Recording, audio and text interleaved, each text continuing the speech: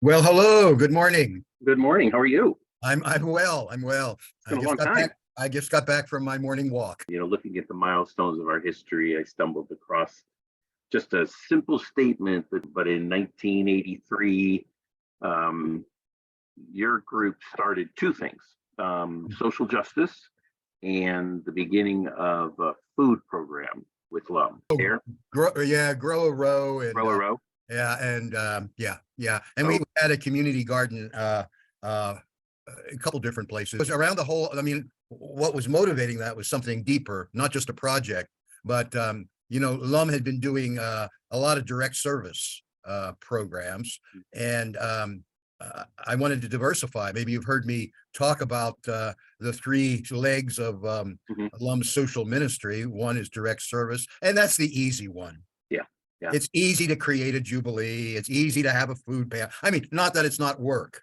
hmm hmm but it's the easy work, and you can invite people to support it, but it's not going to change poverty. Well, and it's very one dimensional, right? It's Yeah. Oh, that's one a good way to direction. put it. That's a Yeah. great way to put it. It's like, it's one dimensional, and it tends to blame the poor for being poor. A lot of our social welfare programs have been built around the idea, let's shame them so they'll never take advantage of them. The second leg, as I saw it, was empowerment, hmm and community gardens kind of um, Oh, yeah. was an effort in that arena. hmm And then, of course, the third one was policy. Right. Change the social structures, and you change poverty. Right, right. So, and that's the social justice piece, or part of it. Yeah. But what's important, I thought, was that those three were tied together. Perfect. They weren't just projects, but there was a underlying understanding that, frankly, I didn't have in the beginning. I Sure. learned a lot. Mhm. Like, have you read? I dug back into my memory bank. Michael Harrington. You know that name? I know Pat Harrington, but I don't know Michael Harrington. No. No, he wrote a book in 1963 Okay. called The Other American, Oh, that sounds more familiar. Yeah. and it was actually one of the sparks that led to the war on poverty. Oh, okay. So it was a very important book and hmm widely read, hmm and it helped America realize, at least at that point, that poverty was more than just alms to the poor. So let's just say Ron, that his strong suit was that he could bring people together, and it was an era when Presbyterians, Methodists, and Episcopalians all wanted to do something in the city. Gotcha. Gotcha. So there was talk about Zengeist. That was a moment in time. I guess in my head, I was thinking, uh, at least beginning to think about, it has to be more than direct service. hmm Um, I'm a product of seminary education in the late 60s and early 70s.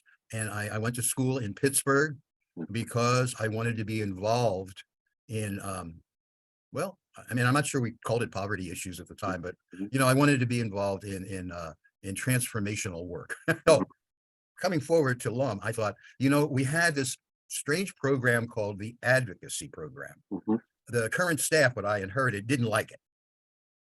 They didn't like it. And Joanne Habinger or Holland, boy, she was do you know that name? I don't know. It might be in your records. hmm Well, she was a driving force, and she was a little, she didn't want to embrace LUM because, I think she felt that maybe they would destroy the program. Oh, yeah. Yeah, so I had to reassure her that I thought it was a great idea. Her idea was that it was, receiving various benefits, whether it be food stamps or hmm rental assistance, or the township trustee, was fraught with problems. It was not an easy job hmm to apply, hmm and so the advocates under her tutelage were trained in knowing how these programs operated, and that's how we got into township trustee stuff. hmm It was from the ground up. hmm It was because we knew people who stood in line outside our front door every morning hmm seeking an advocate. Well, I just remember that, we discovered in the little crawl space under our front porch that somebody was living there. hmm hmm And that was just like, whoa, I Yeah. mean, somebody is living under our porch. Yeah. And so, back then, we had a program committee that met, and so we had discussions, and then we had board discussions and staff to go, what can we do? and we just decided that Joe Micon would give up his office Mhm. upstairs Mhm. in that building. I don't know if you ever were in that building, were you? Over Central Yeah. President. No, I wasn't. Okay, well, it was a house, and Mhm. he gave up the upstairs, and we got some cots, and I think some of our initial volunteers were from St. Thomas. Gotcha. Homelessness before that was taken care of by giving somebody a voucher for the Lar House, which I Oh, understand is a very fancy address. yes. Well, it used to be the last stop before homelessness. Yeah, Oh, wow. yeah, yeah, Like a transitional yeah. housing. Yeah. Well, temporary, not even transitional. A Right. number two. Yeah. So we carried on for a while, and I think, oh gosh, I'm a little fuzzy. I mean, I think at some point, I mean, we had no right to be doing it. Mhm. Mhm. I mean, the fire marshal should have come and shut us down, Mhm. but they didn't. And, we carried on. I think it was around that point. I left. When did I leave?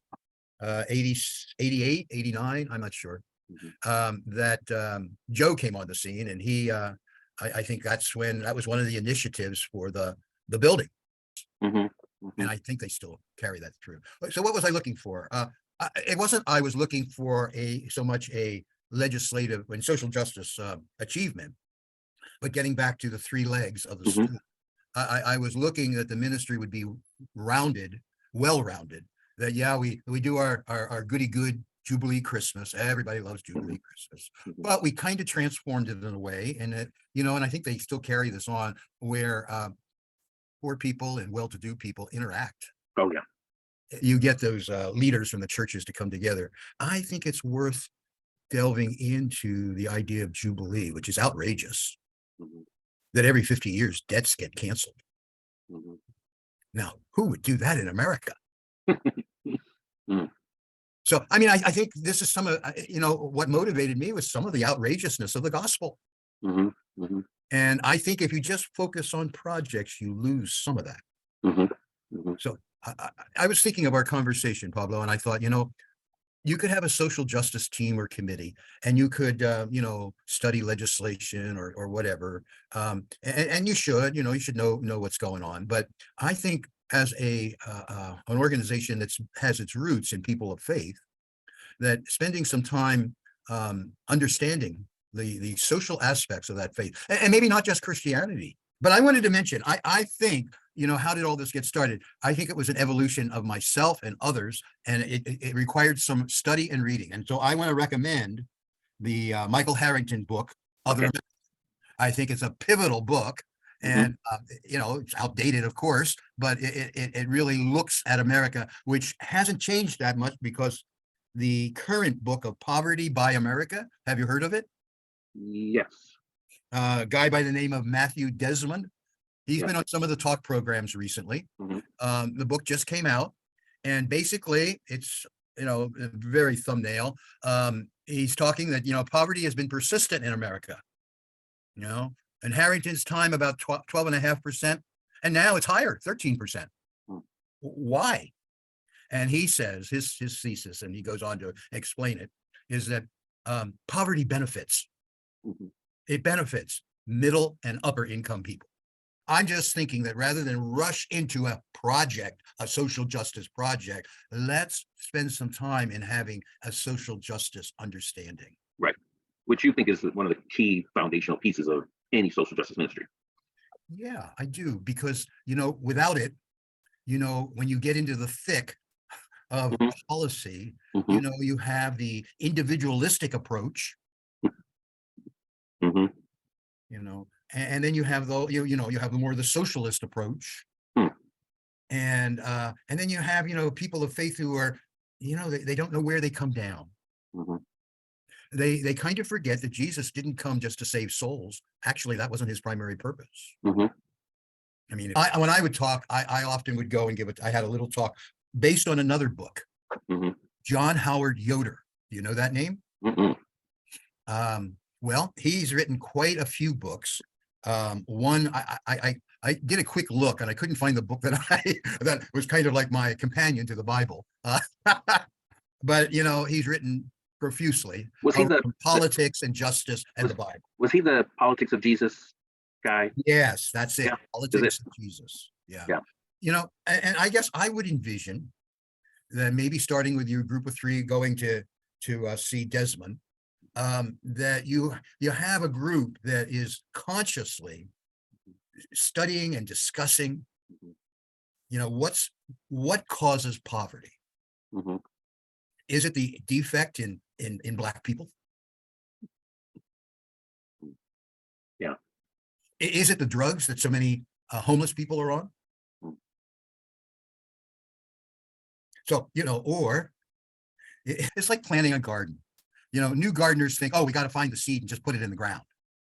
And experienced gardeners know that you need to plow, you need to turn over the soil, you need to get some fertilizer, some mulch, some cow manure. Chicken manure is great. You need to prepare the soil. Mhm. And I would just urge you not to jump into some goody two shoes project, Yeah. but to really take seriously the question, why are people poor? Mhm. Well, I mean, it's not the years, it's how we affected the way people do church in Lafayette, Indiana. Mm. Mhm. I don't think churches can do Christmas without thinking of Jubilee. Mhm. People cannot think about poverty without realizing that, there's dozens of people in that shelter on 4th Street. Mhm. And my church, we do meals for the people. Mhm. As normalcy comes. So you have 4 or 5 people. Do they come all the week, or is it a different group every day?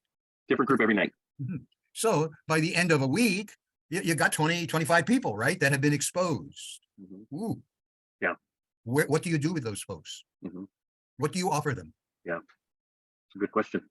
Well, I mean, it seems to me that once a month, because you're studying as a group, you have a team, you're delving into the roots of social justice from a faith perspective. Mhm. Okay, then maybe you invite them to a little interactive, not a talk, but some kind of interactive program Mhm. to understand, why are these people poor? Hmm. And just constantly asking that question. And of course, part of the question, part of the response is to say, we got to identify our prejudices here, Mhm. because we've been taught, oh, it's their fault after all. And we need to help people overcome their preconceived prejudices, Mhm. and we all have. Mhm. Mhm.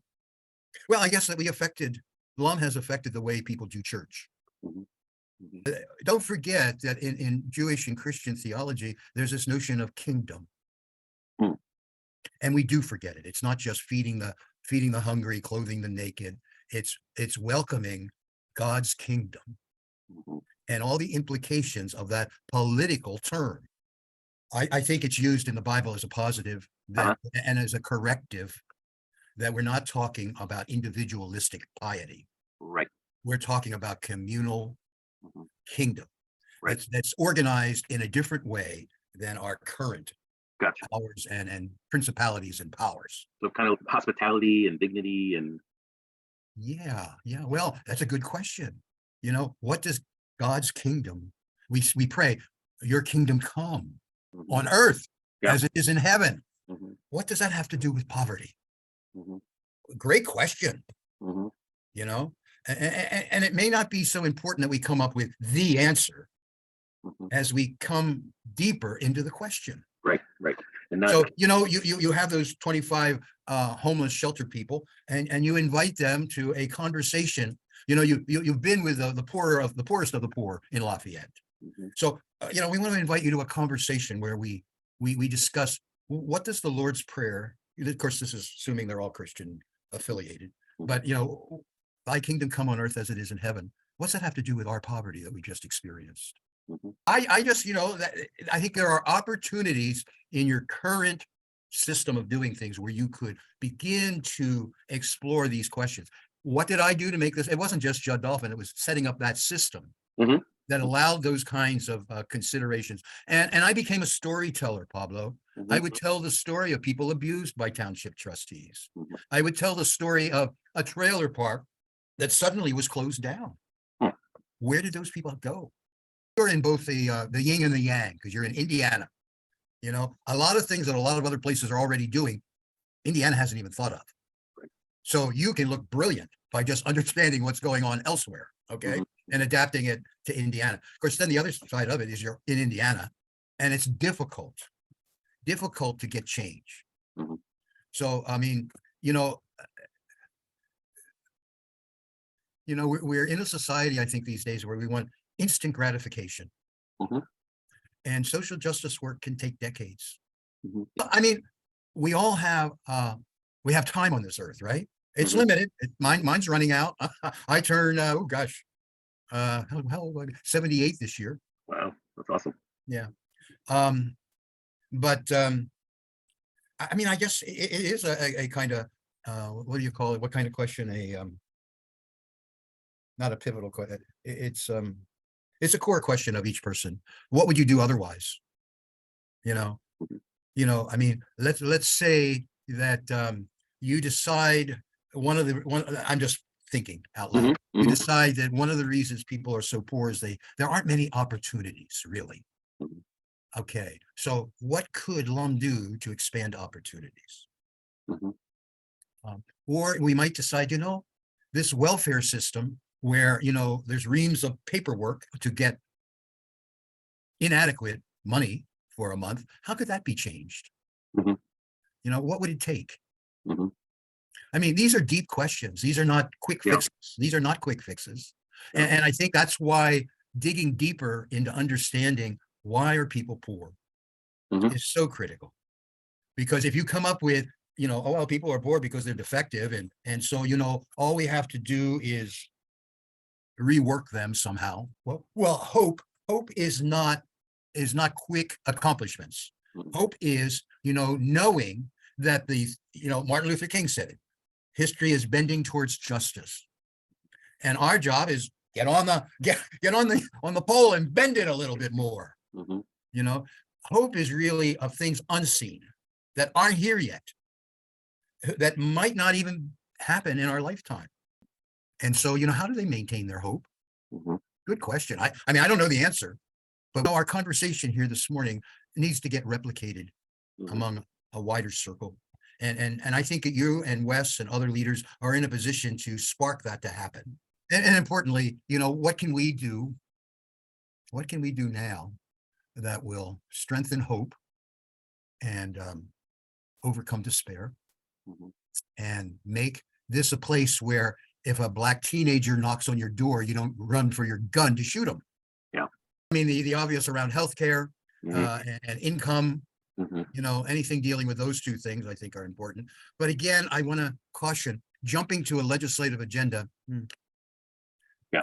without digging uh, without the soil being dug up and Mhm. and Yeah. nourished. I think because any of those changes would be huge in Mhm. Indiana.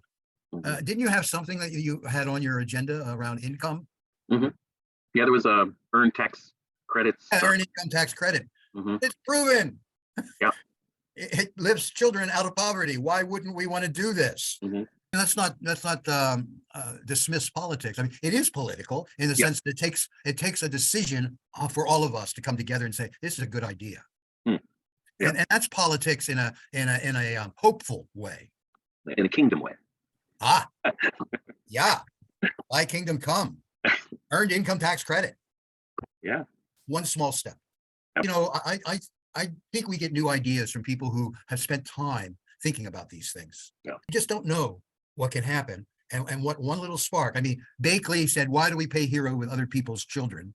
And here we are, 30 years, 40 years later. And, Christmas is done differently in Lafayette. Yeah. Yeah. Mhm. Awesome. I try to, whenever I get a chance, I try to mention this to other, like even down in Mexico. Mm. We're still in the old model of giving to the poor, and we're behind the table and they get, whereas the Jubilee model is everybody's around the table, right? Oh yeah. And it's a powerful program. And COVID sidetracked that for a bit, but all the churches said we missed that. We got to get back to that in person. It's a metaphor of thy kingdom come on earth as it is in heaven. Mhm. It's a metaphor. Mhm. It's a programmatic metaphor. Well, I appreciate you so much, and I hope that you realize how much we think about you, Oh, well, thank you. and appreciate that you're still willing to talk to us and share. Yeah, yeah, of course, know? of course, yeah. I don't take that for granted. Let me just put it that way. Oh, thank you. All right. Well, thank you, sir. Bye-bye, my friend. Talk It to was, you another time. it Bye-bye. was wonderful. Thanks. Bye. Bye-bye.